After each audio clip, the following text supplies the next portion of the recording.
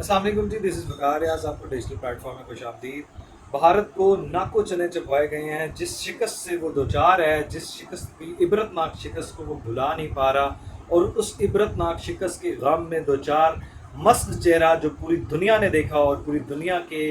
News agencies نے، پوری دنیا کے سفارتکاروں نے، پوری دنیا کے جو علمبردار ہیں، امن کے جو دائی ہیں، ہیومن رائٹس کے جو علمبردار ہیں، اور جو ورلڈ بینک ہے، یونائٹڈ نیشن ہے، سلامتی کونسل ہے، ہم نے دنیا نے یہ وٹنس کیا کہ ہر میدان میں پاکستان نے بھارت کو چت کیا، بھارت کو ناکو چنے چپوائے، بھارت کو منہ توڑ جواب دیا۔ اس سلسلے میں D G I S P R نے ایک بار پھر وارن کر دیا، جامعات میں کے پی کے جامعات میں پختونوں سے، غیور پختونوں سے مخاطب ہوتے ہوئے کہا کہ پاکستان ہمیشہ زندہ باد ہے، پاکستان ہمیشہ زندہ باد رہے گا۔ جو معاملہ ہے بھارت کے یہاں موجود پراکسیز ہیں، کسی طرح ہم ان کو آباد نہیں ہونے دینا۔ اپنے غیرت مند غیور پیشاب جو آپ کے پختون بھائی ہیں، یہ ہمارے ساتھ کھڑے ہیں، بلوچستان کے بلوچی بھائی کھڑے ہیں، ہم ہر طرح سے اپنی جنگ لڑنا جانتے ہیں۔ بھارت نے جس ہزیمت کا سامنا اس کو ہے، پوری دنیا میں اس کی جو ذلت و رسوائی کا باعث پاکستان بنا، جو ہمارا جو ان کے لیے ہم بھیانک خواب بن کے آئے، اور وہ اس کو ہم نے پھر اس کو ثابت کر کے دکھایا۔ جس طرح ہر میدان میں بری فوج، بحری فوج،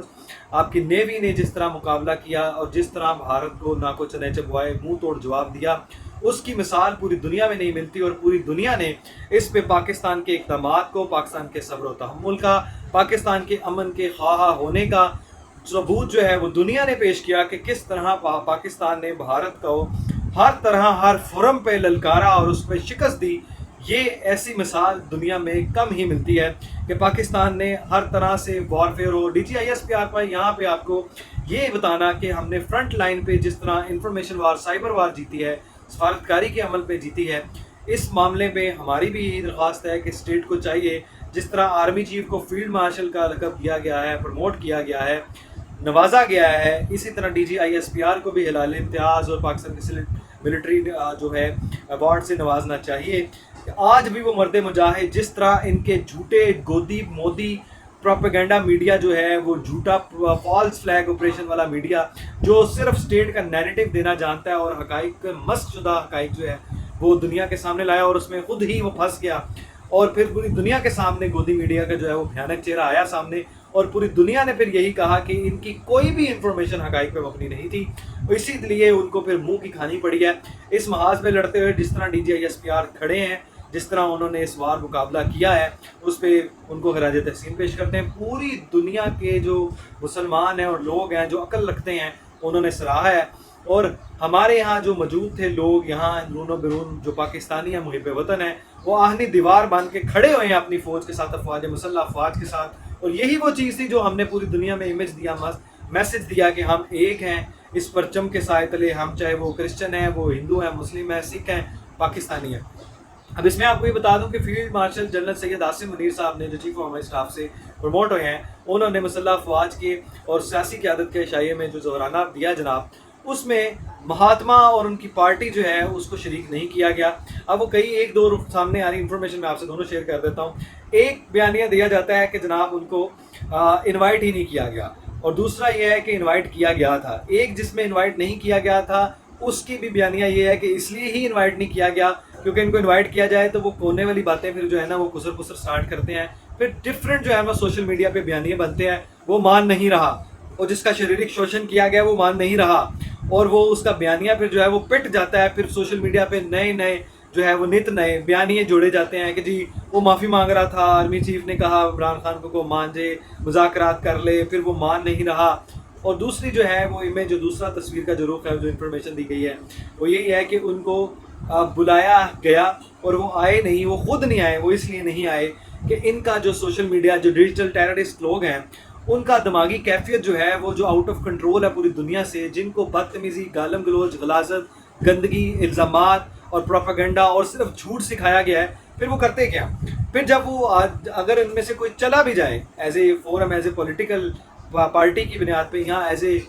نیشنل، ایز اے سٹیزن بھی چلا جائے کسی ایسی فوج کی کسی تقریب میں یا ملک کے کسی تقریب میں، تو وہ جو ڈیجیٹل ٹیررسٹ ہیں جن کا سارا پیسہ کمائی کا ذریعہ وہ یوٹیوب ہے اور وہ سارا فالس جو انفارمیشن ڈس انفارمیشن ہے، پھر وہ ڈفرینٹ قسم کے نیریٹو بلڈ کیے جاتے ہیں، پروپیگنڈا بنایا جاتا ہے کہ جناب وہ گیا ہے، وہ فلاں غدار ہے، پھر اس کے ماں بہن بیٹی وہ سب کی ماں بہن ایک کی جاتی ہے، پھر اسی ڈر سے کہ اس کو لگام کون ڈالے گا، ان سوروں کو، ان کتوں کو. یہ میں نہیں کہہ رہا، یہ رپورٹڈلی پی ٹی آئی کے لوگ کہتے ہیں، یہ ان کے اندر موجود لوگ کہتے ہیں کہ جناب ان کو کون لگام ڈالے، یہ تو عمران خان کے اختیار میں ہے صرف، یا تو وہ آئے، وہ آخری بندہ ہی ہوگا جو ان کو لگام ڈال سکتا ہے، کیونکہ اسی نے ساری بدتمیزی سکھائی ہے، اسی نے گالم گلوچ سکھائی ہے، اسی نے چور ڈاکو زانی فلادیف سکھایا، وہ سارے لوازمات اس اکیلے میں پائے جاتے ہیں.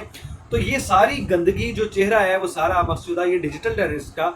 آپ اس چیز میں ایک چیز کو مت بھولیں کہ بھارت جس طرح پروپیگنڈا کر رہا تھا، بھارت جس طرح گودی میڈیا ہمارے بارے میں اور ہماری اسٹیٹ کے خلاف پروپیگنڈا کر رہا تھا اور کیمپین چلا رہا تھا، تو یہ جو ڈیجیٹل ٹیررسٹ پاکستان میں موجود ہیں، جو نام نہاد پاکستانی ہیں، جو بھارت کی پراکسیز ہیں، چاہے وہ پی ٹی آئی کے لوگ ہوں، یہ مزدور پشتین کے لوگ ہوں، یہ مہرنگ باز بلوچ ہوں، یہ سارے دہشت گرد جو سنگین غداری کے مرتکب ہوئے ہیں، یہ صنم جوید وغیرہ، شہباز گل وغیرہ، قاسم سوری، موہد پیرزادہ، عمران ریاض، غیر تصدیق جان للی، لیکن ریاست خاموش تماشائی بن کے بیٹھی. آپ بھول گئے ہیں فیلڈ مارشل صاحب، آپ کو ہم کہتے ہیں ہم آپ کے لیے حاضر ہیں، آپ پیچھے کھڑے ہوں گے، ہم پہلے آپ سے کھڑے ہوں گے جوان. لیکن یار ریاست کو چاہیے، حکومت کو چاہیے کہ یار ان کے سر پہ جو نہیں رہی تھی، اس جو سارا بیانیہ بناتے ہیں، ملک کے خلاف بھونکتے ہیں، ریاست پہ حملہ ور ہوتے ہیں، غداری کرتے ہیں، جو پروپیگنڈا کرتے ہیں، فالس انفارمیشن آگے پھیلاتے ہیں، جو ریاست کے خلاف پوری کیمپین چلاتے ہیں، یہ کھلے عام کیوں گھوم رہے ہیں؟ یہ غیر تصدیق جان جیسے یہ ان کو اتنے پروٹوکول کیسے ملتے ہیں؟ ان کو جیل میں اگر پریزنٹ بھی کیا جائے، پروڈیوس کر کے عدالت میں بیفور جو ہے جج، آنریبل جج کے آگے پیش کیا، پہلے باہر سے اتنے ہی پروٹوکول آ رہے ہوتے. کیوں ان لوگوں کو پروٹوکول دیا جاتا ہے؟ جو ہم آدمی دیوار بن کے کھڑے ہیں، ان کو آپ نے صرف یہ شکریہ ادا کیا. آپ کے شکریہ کی ضرورت نہیں ہے، ہم آپ کے ساتھ ہمیشہ کھڑے ہیں، ہمیشہ کھڑے رہیں گے. لیکن کیا ہی یہ دوگلا پن ہے، کیا ہی یہ منافقت ہے کہ ہم اپنے آپ کی جان، ہم آپ کے مال عزت کے لیے ہم کہتے ہیں یار آپ ہماری جان مال عزت ہیں، ہم آپ کے لیے آج بھی دل سے قربانیاں دینے کو تیار ہیں، ہر طرح تیار ہیں، آپ کے لیے دعائیں کرتے ہیں، آپ کے لیے میدان میں کھڑے ہوتے ہیں، وارفیئر مقابلے میں ہر طرح کا بیانیہ جو ہے وہ پروٹیکٹ کرتے ہیں اپنے پاکستان کی حفاظت کے لیے. لیکن یار یہ آزاد کیسے گھوم رہے ہیں؟ یہ کیسے پھر بنا لیتے ہیں پورا بیانیہ اور پھر سٹارٹ ہو جاتے ہیں، پھر آزاد ان کو کر دیا جاتا ہے؟ کیوں کیا جاتا ہے؟ ان کو کیوں نہیں کٹہرے میں لایا جاتا؟ اگر جب تک ان کو سزائیں نہیں دی جائیں گی، اقرار واقعی سزا نہیں ہوگی، یہ سارے دندناتے پھریں گے. یہ جو اسرائیل کر رہا ہے، اسرائیل نے جو غزہ پہ مظالم ڈھائے، یہ اسی طرح سٹارٹ ہوئے تھے کہ جناب جب آپ تھوڑا تھوڑا کشن دیتے ہیں تو پھر عادت پڑ جاتی ہے، پھر حملے، پھر جو ہے مزید حملے ہوتے ہیں. اب ان کے وہ حملہ ہوا ہے، غوثیوں نے حملہ کیا ہے، تو اب وہ ان کا جو ایئرپورٹ ہے وہ بند ہے نا، پروازیں بھی منسوخ ہی ہیں نا. لیکن غزہ کے جو شہید ہو رہے ہیں، اب وہ جو خزدار والا جو بس والا اٹیک تھا سوسائڈ، جس میں بھارت ملوث ہے اور یہاں کی پراکسیز نے اس کا ساتھ دیا ہے، وہ ساروں میں کون ملوث ہے؟ بھارت ملوث ہے. اور وہ 2 بچیاں جو ہیں، وہ مزید 8 بچیاں جو ہیں وہ حالانکہ حقیقی سے جامع وہ شہید ہو چکی ہیں. 2 میں افراد دوسرے بھی موجود تھے، ٹوٹل 10 ہو گئے اور کئی زخمی ہیں. ان جیسے لوگوں کو آخری دہشت گرد ختم کرنے تک آپ سکون سے سانس نہیں لیں گے، ہم آپ کے ساتھ ہیں. لیکن یہ جو غدار ہیں، جو یہ پروپیگنڈا کرتے ہیں، ٹویٹر پہ مذاق اڑاتے ہیں ریاست کا، ریاست پہ حملہ آور ہوتے ہیں، ان پراکسیز کو جو فنڈنگ ملتی ہے، ان کا حساب کب ہوگا؟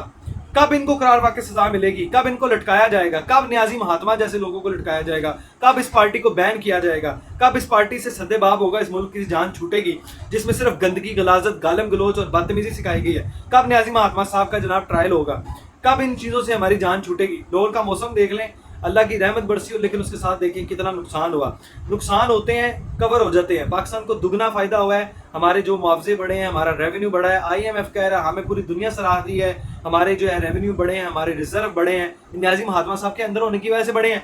ان کا بھی لٹکایا جائے، ان کا بھی محاسبہ کیا جائے، اور جو فیض امیر صاحب ہیں ان کا بھی ٹرائل مکمل کر کے، جو کہ مکمل ہو چکا ہے انفارمیشن کے مطابق، اللہ خیر کرے، ان کا بھی پورا